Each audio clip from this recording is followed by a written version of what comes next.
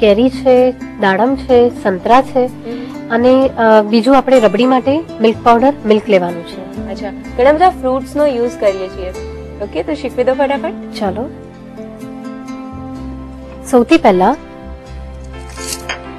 દાડમના દાણા લેવાના છે 2 ટેબલસ્પૂન. એના અંદર સંતરાના પીસીસ નાખશું.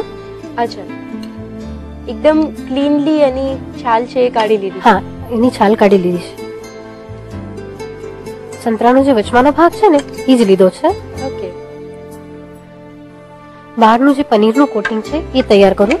એટલે પહેલા આપણે પનીરના રોલ બનાવીએ છીએ. હા, પહેલા આપણે પનીરના રોલ બનાવીએ છીએ. ઓકે, એની માટે અડધો કપ છેડેલું પનીર લેવાનું છે. એના અંદર એટલા જ ભાગનું અડધો કપ બારીક ચોપ કરેલી કેરી. અચ્છા, એકદમ સ્વીટ મીઠી કેરી લેવાની. મીઠી કેરી. અને આને બરાબર મિક્સ કરી લેવાનું છે. અચ્છા, હાથેથી જ મિક્સ કરીએ છીએ, એકદમ એકરસ કરી દેવાનું છે. હા, એટલે આપણે એને બરાબર બાઇન્ડ કરી શકીએ રોલ બનાવીને એટલું કરી લેવાનું છે. ઓકે, રોલ બનાવીશું.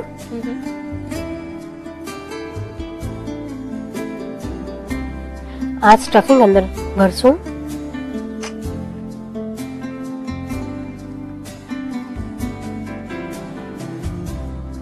અચ્છા, દાડમ અને સંતરા વાળું સ્ટફિંગ વચ્ચે રે એ રીતે એના રોલ બનાવીએ. બિલકુલ.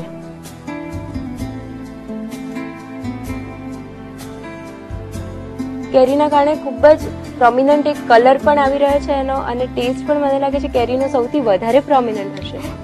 જેને કેરીના જે લોકો લવર હોય છે, જે લોકો બહુ જ ભાવે છે જેને, એની માટે આ બહુ આઈડિયલ છે ડિશ. રાઈટ. અને કેરીનું પનીર સાથેનું કોમ્બિનેશન કર્યું છે, એ કેવું લાગે છે? બહુ જ ફાઇન લાગે છે પનીર સાથે એનું કોમ્બિનેશન.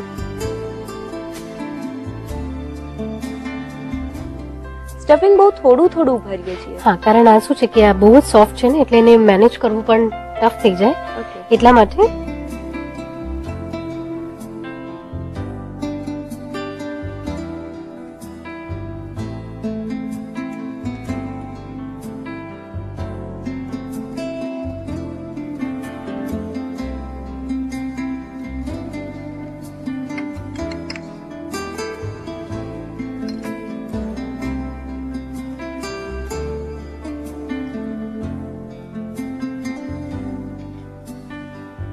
આને હું ફ્રીઝરમાં મૂકી આવું.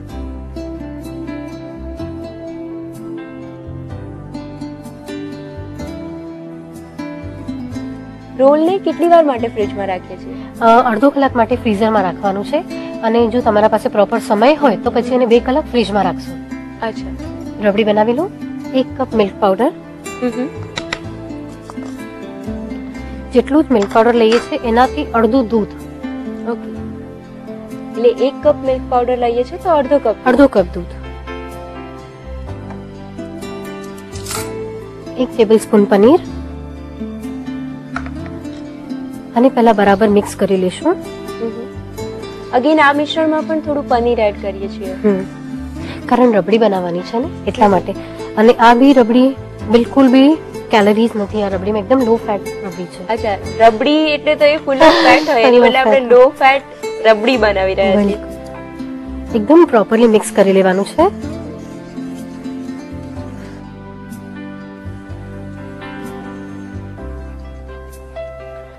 એમાં નાખીશું 1/8 ટીસ્પૂન કેસર.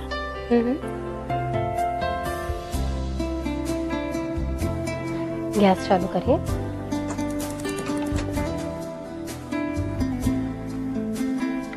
ખાસ ધ્યાન રાખવાનું કે આમાં છે ને ગૂંથડા એક પણ ના રહે, એકદમ વ્યવસ્થિત મિક્સ થઈ જાય. અચ્છા,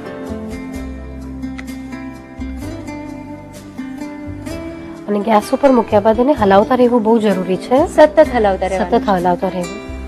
અને કેટલી વાર માટે ગેસ પર રાખીએ છીએ? જસ્ટ થોડું થીક થાય ત્યાં સુધી જ એને ઉકાળવાનું છે. ઓકે,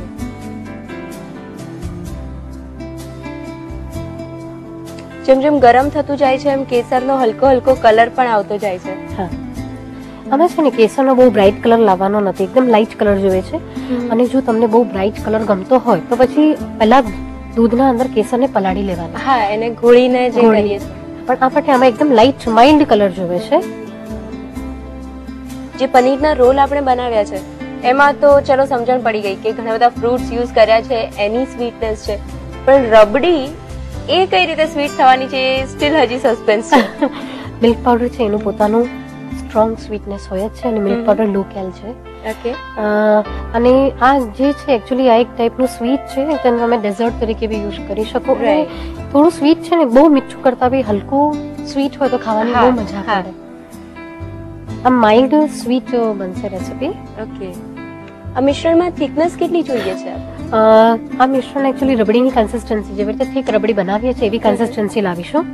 અચ્છા, એટલે ખાસી વાર ગરમ કરવું પડશે. ખાસી હમણાં 2-3 મિનિટમાં થઈ જશે. પનીર નાખ્યું છે એટલે પનીર એડ કર્યું છે, પનીરના કારણે વધારે ઝડપથી થિકનેસ આવશે. હાજી. અને જે રબડી આપણે જેવી રીતે મલાઈ રબડીમાં જેવું મોઢામાં ચંક્સ આવે આપણે ખાઈએ ત્યારે બિલકુલ એવી જ ઇફેક્ટ આવશે. અચ્છા. અને સતત આને એકદમ ધીમી આંચ પર રાખ્યું છે આપણે અત્યારે, તો એ જ રીતે એકદમ ધીમી આંચ પર કરવાનું છે. કારણ પનીર નાખ્યું છે ને એટલે છિટકવાના ચાન્સીસ વધારે હોય, એટલે મીડિયમ આંચ અથવા ધીમી આંચ કરો તો વધારે સારું. જો એકદમ થીક થવા લાગ્યું છે. હા, જો આ દેખાય છે બધા રાઈટ. પનીરના ચંક્સ હા દેખાય છે. બિલકુલ આ રબડીની ઇફેક્ટ આપશે. ગેસ બંધ કરી દઈએ. આ હજી ઠંડુ થતા થોડું થીક થશે. અચ્છા, એટલે હજુ એ ઠંડુ થાય ત્યાં સુધી હલાવવાનું છે. હલાવવાનું છે, એને ઠંડુ કરીશું. આને એકદમ ઠંડુ કરી દઈએ. રબડી ઠંડી થઈ ગઈ છે અને રોલ પણ ઠંડા થઈ ગયા છે. સર્વ કરીએ.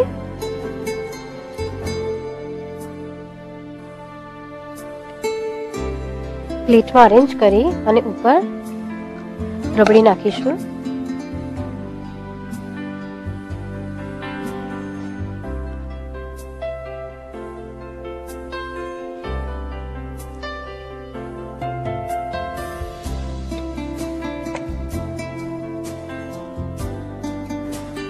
ગાર્નિશ કરીએ.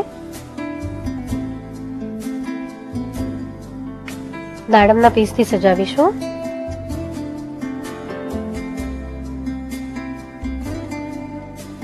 આ ચોપ કેરી છે.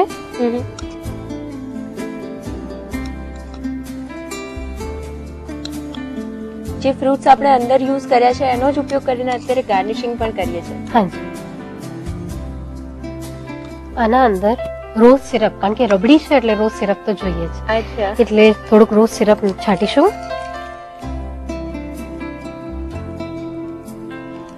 આ કીવી ક્રશ છે.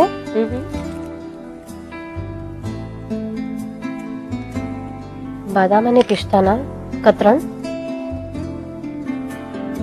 પિસ્તા નાખીશું.